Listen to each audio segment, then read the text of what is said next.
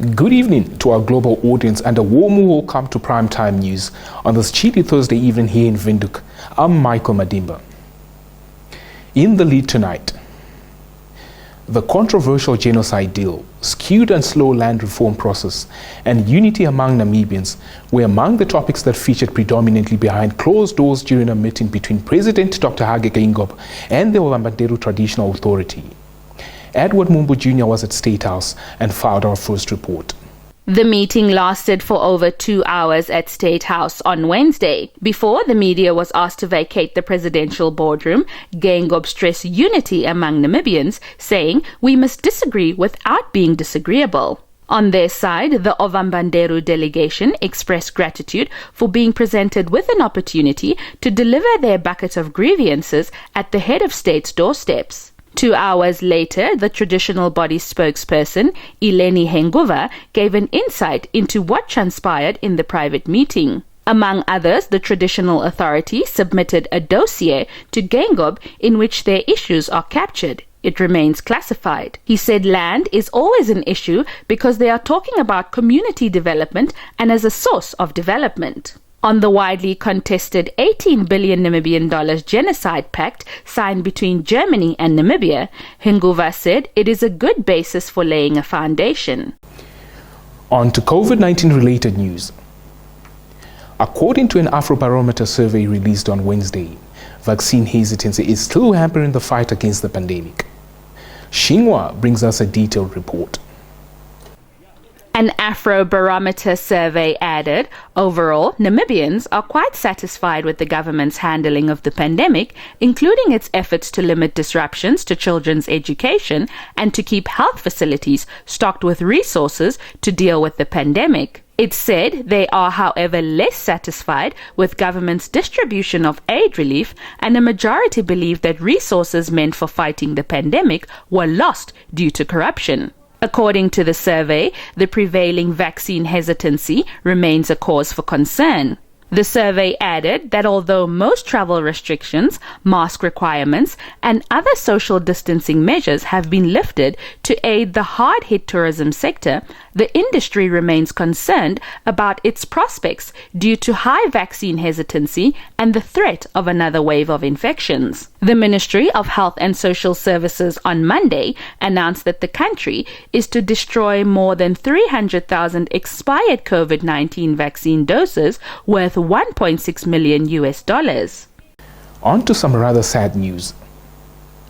The 24-year-old woman who died Tuesday morning after a sedan she was traveling in on the Okahanja-Karebe B2 road has been identified. Mulisa Simeyasa, our Zonjupa correspondent, filed this insert.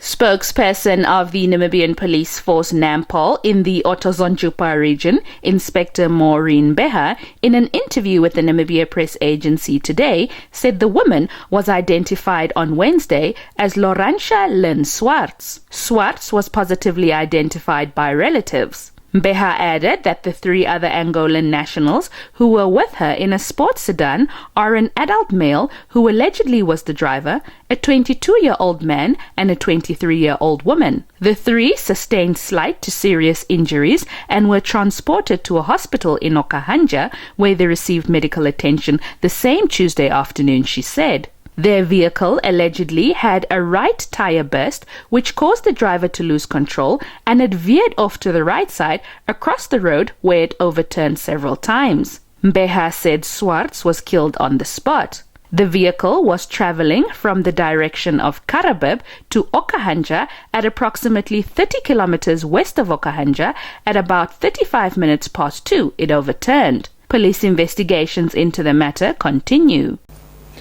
We extend our condolences to the bereaved family. Now, global food security remains a challenge, and on Wednesday, UN Secretary General Antonio Guterres weighed in on the matter by calling for concerted and quick action to combat the current surge in global food insecurity.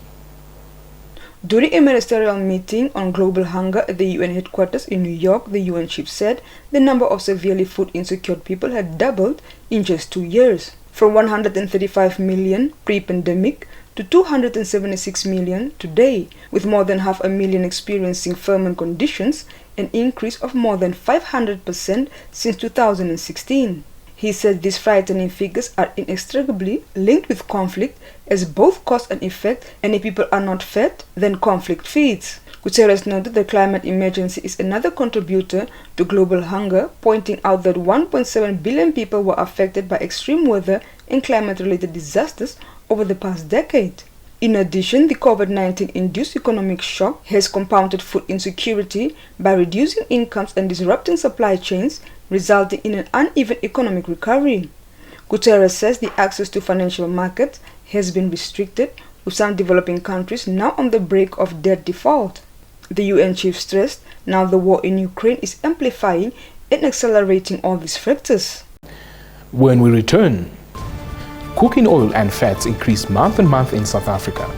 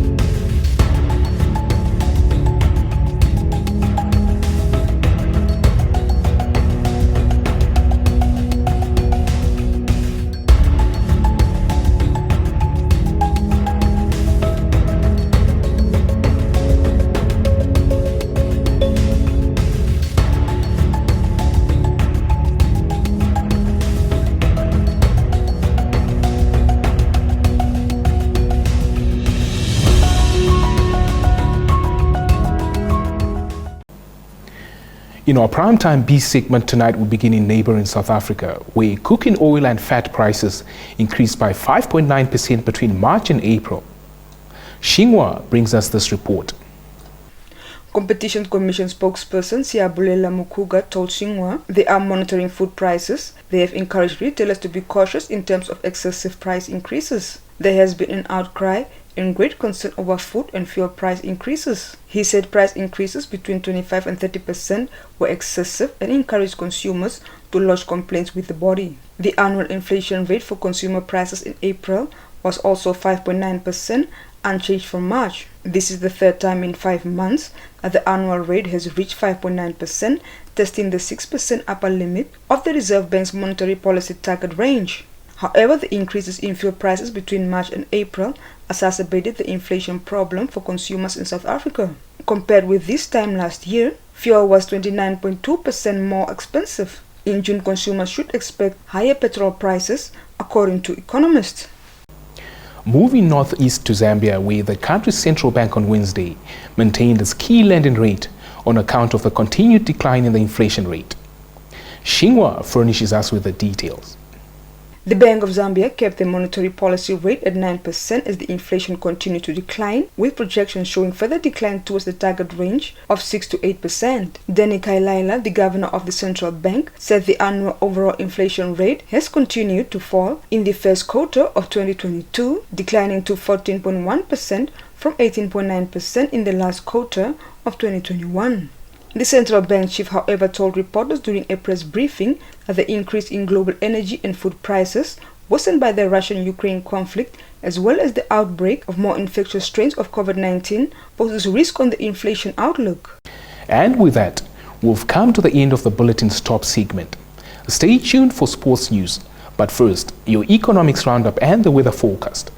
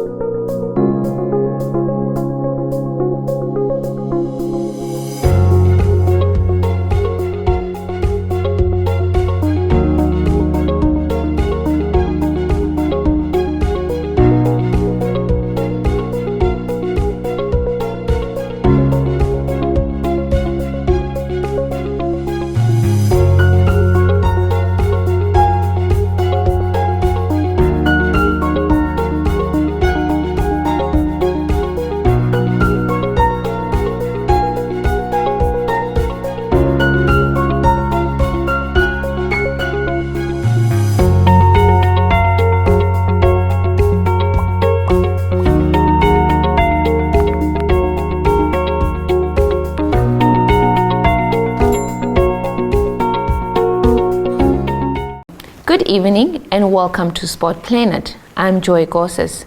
We start with football. 4 soccer players from the Teenager Football Club in Swakopmund have been selected for the developmental soccer trials in Milan, Italy. The boys aged 16 and 17 were selected last year through trials organized by the Worldwide Scholarship Group, a South African-based organization, and will join other boys from selected countries in Southern Africa. Still on football, Gabonese Football Federation confirmed that Pierre-Emerick Aubameyang has retired from international football. Barcelona's Aubameyang, who is Gabon's all-time top scorer with 30 goals in 72 appearances, sent a letter to the federation on Tuesday confirming his decision. After 13 years of pride in representing my country, I announce I'm ending my international career, wrote the 32-year-old. Kindly stand by for your sports roundup.